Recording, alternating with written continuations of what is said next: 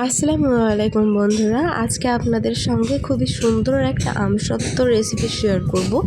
আর এটা আপনারা খুবই সহজে বানিয়ে নিতে পারবেন। ভিডিওটি শেষ পর্যন্ত না টেনে দেখে যাবেন, আশা করব অনেক ভালো লাগবে।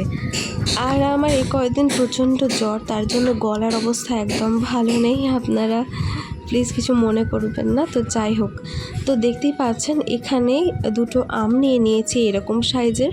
তো এবার এগুলোকে ভালোভাবে ওর খোসাটাকে ছড়িয়ে নিব। তো দেখতেই পাচ্ছেন এখন কত সুন্দরভাবে আমের খোসাটাকে ছড়িয়ে নিয়েছি।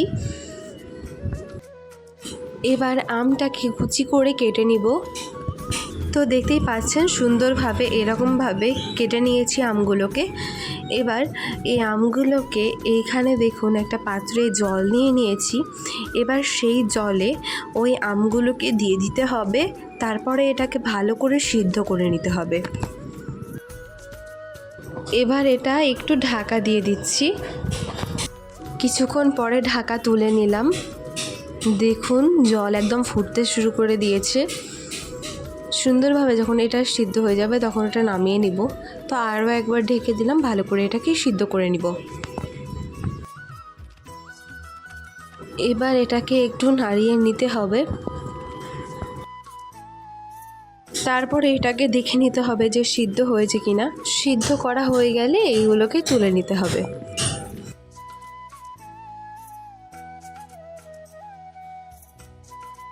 তারপরে এটা একটু স্ম্যাশ করে নিতে হবে, যাতে এর যে দানা দানা বা কোনো আঁশ না থাকে। দেখতেই পাচ্ছেন ঠিক এইরকমভাবে এইরকম জিনিসটা করে নিতে হবে। এবার ওটাকে একটা পাত্রে ট্রান্সফার করে নিলাম, যেটাতে ওটা আমসত্ত্বটা করব সেটাতে। তারপরে এখানে স্বাদ মতো চিনি দিয়ে দিতে হবে। আপনারা যতটা চিনি খান তেমন চিনি দিয়ে দিতে হবে। তো চিনিটা আগেই দেওয়া হয়ে গিয়েছিল, ওটা স্কিপ পড়ে গেছে, ভিডিও করা হয়নি। তো এখানে দেখতেই পাচ্ছেন দিয়ে দিয়েছি চিনি। তারপরে এটাকে একটু নাড়িয়ে দিতে হবে। চিনির পরিমাণটা ঠিক তেমন হবে যেমন যখন এটা আমসত্ত্বটা যাতে জমার মতো চিনিটা আপনারা এখানে ইউজ করবেন।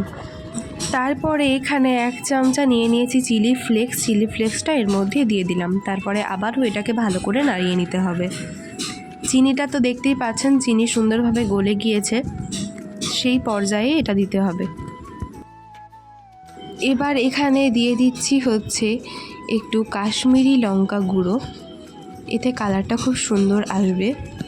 তারপরে এটাকে একটু ভালোভাবে নাড়িয়ে দিতে হবে। এটা যখন হয়ে আসবে তখন একটু একটা পাত্রে জল নিতে হবে, সেই জলে এটা দিতে হবে। তারপর দেখে নিতে হবে যে এটা জমে যাচ্ছে কিনা।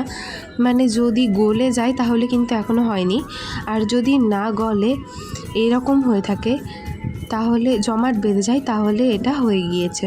তো আমাদের কিন্তু হয়ে গিয়েছে, কারণ জমাট বেঁধে গিয়েছে। তো এবার এটা নামিয়ে নিচ্ছি। এবার এখানে দুটো থালা নিয়েছি। এবার এইগুলোতে সাদা তেল ভালোভাবে মাখিয়ে নিব।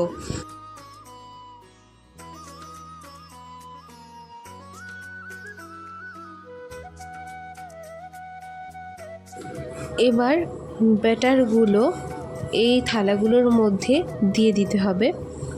দিয়ে ভালোভাবে এটাকে ছড়িয়ে দিতে হবে, পুরো থালাতে ছড়িয়ে দিতে হবে সুন্দরভাবে। তো দেখতেই পাচ্ছেন এখন কত সুন্দরভাবে এগুলোকে ছড়িয়ে দেওয়া হয়ে গিয়েছে। এবার এইগুলোকে নিয়ে চলে এসেছিলাম ছাদে এইগুলোকে সুন্দরভাবে রোদে শুকিয়ে নিতে হবে। তো দেখতেই পাচ্ছেন এখন কত সুন্দরভাবে শুকিয়ে গেছে। এবার এটা নিয়ে চলে এসেছিলাম নিচে। এবার এটা আপনাদেরকে তুলে কেটে সুন্দর করে দেখাবো। একটি খুন্তির সাহায্যে বা কোনো একটা ছুরির সাহায্যে পাশ থেকে এগুলোকে এইভাবে ছড়িয়ে নিতে হবে, তাহলে সুবিধা হবে ওঠাতে। এবার এগুলোকে ছুরির সাহায্যে এভাবে কেটে নিচ্ছি। এবার এগুলোকে রোল করে সুন্দর করে তুলে নিব। তো দেখতেই পাচ্ছেন রোল করে তুলে নিচ্ছে।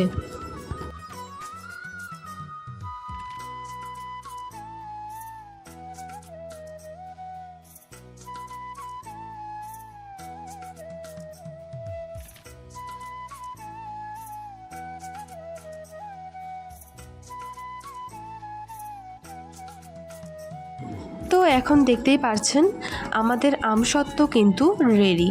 তো আপনাদেরকে আর বলে বোঝাতে হবে না, আশা করি যে কতটা সুন্দর হয়েছে। খেতে কিন্তু অসাধারণ হয়েছিল। আপনারা এইভাবে বাড়িতে অবশ্যই করে দেখবেন। বাড়ির ছোট থেকে বড় সবাই পছন্দ করবে, একবার খেলে মুখে লেগে থাকবে স্বাদ। দোয়া করবেন সবাই যে আমি যাতে তাড়াতাড়ি সুস্থ হয়ে যাই। তো যাই হোক, ভিডিও ভালো লাগলে চ্যানেলটিকে সাবস্ক্রাইব করে পাশে থাকা বেল আইকনে ক্লিক করে অল নোটিফিকেশান অন করে দিবেন। আর যদি ভিডিও ফেসবুক থেকে দেখেন তাহলে অবশ্যই পেজটিকে ফলো করে আমার পাশে থাকবেন। সবাই ভালো থাকবেন, সুস্থ থাকবেন।